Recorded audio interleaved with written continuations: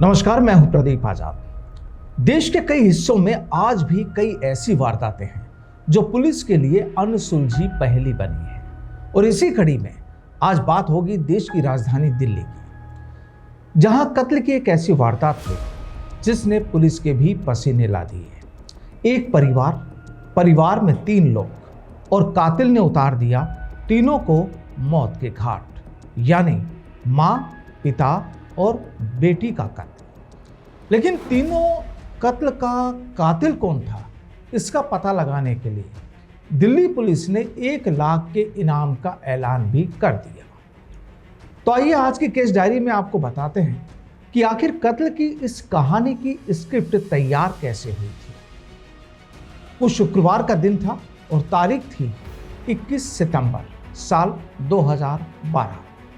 सुबह का वक्त था और इसी बीच दिल्ली की रोहिणी पुलिस को खबर मिलती है कि इलाके के सेक्टर 17 में हत्या की वारदात हुई है।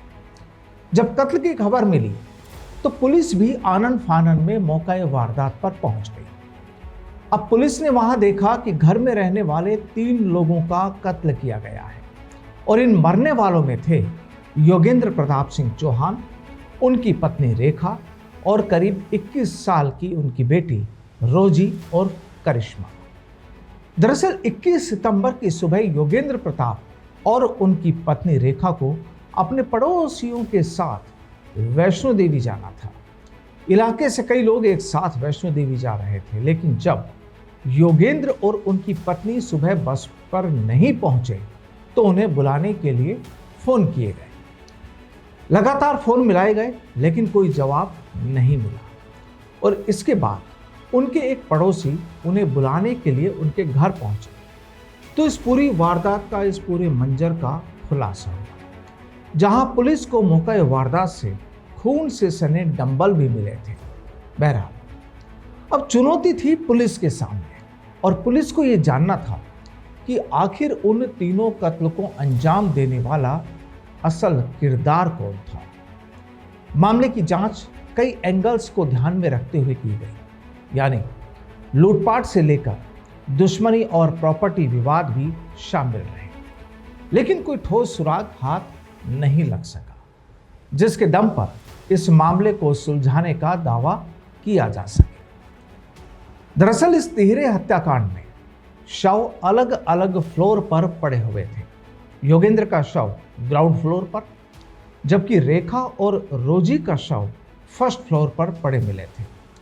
अब पोस्टमार्टम रिपोर्ट जो आई उसमें खुलासा हुआ कि योगेंद्र और उनकी पत्नी रेखा की हत्या सिर पर किसी भारी वस्तु के वार करके की गई थी, जबकि रोजी की हत्या गला दबाने के बाद तकिए से मुंह दबाकर की गई थी। रेखा का मुंह भी तकिए से दबाया गया था। अब यहाँ पुलिस को ये बात कुछ अटपटी लग रही थी कि हत्यारे ने पति पत्नी के सिर पर तो डंबल से वार किया, जबकि बेटी का गला दबाया। अब पुलिस ने यह अंदाजा भी लगाया कि पति पत्नी की जगह होने के कारण उन पर डंबल से वार किया गया हो और रोजी सोई हुई हो, इसलिए उसे गला दबाकर और तकिए से गला घोंटकर मार दिया गया।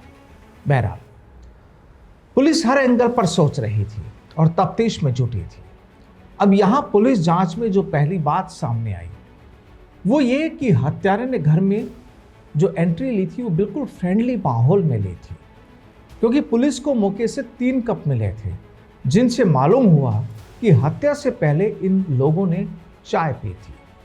चाय के 3 प्याले मिलना और दरवाजा खुला होना इस बात की ओर इशारा कर रहा था कि हत्या को अंजाम देने वाला व्यक्ति चौहान परिवार का जानकार था, परिचित था, जिसके लिए उन लोगों ने न सिर्फ खुद दरवाजा खोला था बल्कि उसे चाय भी पिलाई थी। और इतना ही नहीं, जिस तरह वारदात को अंजाम दिया गया था उससे यह भी लग रहा था कि हत्यारे को अंदर की लोकेशन मालूम थी।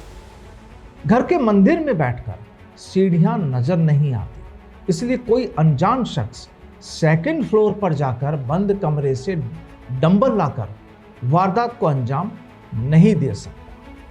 घर में एंट्री भी मेन गेट से ही हुई थी, क्योंकि छत या फिर पिछले जो रास्ता था, उसके जो दरवाजे थे, वो अंदर से उन पर ताला लगा हुआ था।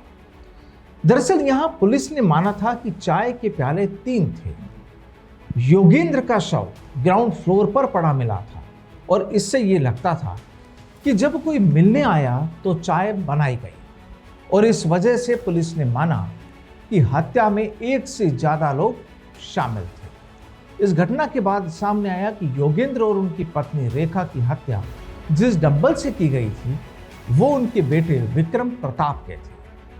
दरअसल विक्रम की साल 2011 में एक सड़क हादसे में मौत हो गई थी और डंबल घर के 2nd फ्लोर पर स्थित एक बंद कमरे में रखा हुआ था, और यह कमरा उनके बेटे विक्रम का था, जो उसकी मौत के बाद से ही बंद था। विक्रम शादीशुदा था और उसका एक बेटा भी था, लेकिन उसकी मौत के बाद उसकी पत्नी अपने मायके में रहने लगी थी, और वहीं दूसरी तरफ घर से रोजी के लैपटॉप के अलावा उसका और योगेंद्र प्रताप के मोबाइल फोन भी गायब मिले। दरअसल योगेंद्र प्रताप की 2 बेटियां और थी जो अलग रहती थी। आखिर उनकी एक बेटी हेमा और बहू ने जब घर का सामान आदि चेक किया तो ये दावा किया गया था कि घर से करीब 30,000 रुपये कैश के अलावा ज्वेलरी और चांदी के बर्तन गायब थे। इससे पुलिस को लूट या सेंधमारी का एंगल ज़्यादा मजबूत लगने लगा।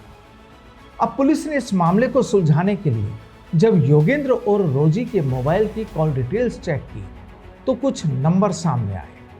इनमें से एक नंबर योगेंद्र के दामाद यानी हेमा के पति का था, जो राजस्थान में रहता था, लेकिन हेमा से उसका तलाक हो चुका था। 20 सितंबर को योगेंद्र ने फोन पर उससे बात की थी। अब पुलिस ने उससे पूछताछ की, लेकिन कहीं कोई खास बात सामने नहीं आ पाई उस पूछताछ के बाद। अब इसके अलावा रोजी के कुछ दोस्तों से भी पूछताछ की गई थी, लेकिन वहां से भी पुलिस को कोई बहुत ज्यादा इनपुट हाथ नहीं लगा। तिहरे हत्याकांड के तफ्तीश में पुलिस ने न केवल साइंटिफिक बल्कि ह्यूमन इंटेलिजेंस का भी सहारा लिया, मदद ली। पुलिस ने इस संबंध में मौका वारदात पर मिले उन चाय के कपों का डीएनए टेस्ट भी करवाया, ताकि पता चल सके कि चाय पीने वाले परिवार के सदस्य ही थे या फिर कोई बाहरी भी व्यक्ति था। और इसी जांच में एक कप का डीएनए परिवार के लोगों से मैच नहीं किया, और बताया जाता है कि इस मामले को सुलझाने के लिए सैकड़ों लोगों से गहन पूछताछ की गई, जिसमें चौहान परिवार के अपनों से लेकर अनजाने लोग भी शामिल थे। नाते, रिश्तेदार, आस पड़ोस, दोस्त, कर्मचारी, सब। इन सब के अलावा इलाके के आवारागर्द, बैड कैरेक्टर, सेंधमारी करने वाले, छोटे मोटे अपराधी, सब। और इनके अलावा सफेदी आदि का काम या प्लम्बर, इलेक्ट्रीशियन आदि जो काम करते थे, उन लोगों से भी पूछताछ की गई, लेकिन कोई सुराग हाथ नहीं लगा। हाँ, इस दौरान एक हैरान करने वाली बात ये जरूर रही कि एक सेंधमार को किसी मामले में जब पुलिस ने पकड़ा था, जब उससे पूछताछ की गई तो उसने इस तिहरे हत्याकांड में शामिल होने की बात कह डाली, लेकिन वह पूछताछ के दौरान वारदात का सीक्वेंस और मौका वारदात के बारे में ठीक से कुछ भी नहीं बता पाया था, और इसीलिए उसे इस मामले में छोड़ दिया गया था। वाकई दिल्ली का ये 3 कत्ल का केस पुलिस के लिए एक बड़ा सिरदर्द साबित हुआ था, क्योंकि यहाँ पुलिस ने अपनी पूरी जान लगा दी थी केस को सोल्व करने में, सुलझाने में। तो आज के केस डायरी में फिलहाल इतना ही। फिर मुलाकात होगी किसी नई कहानी के साथ। तब तक के लिए इजाजत, नमस्कार।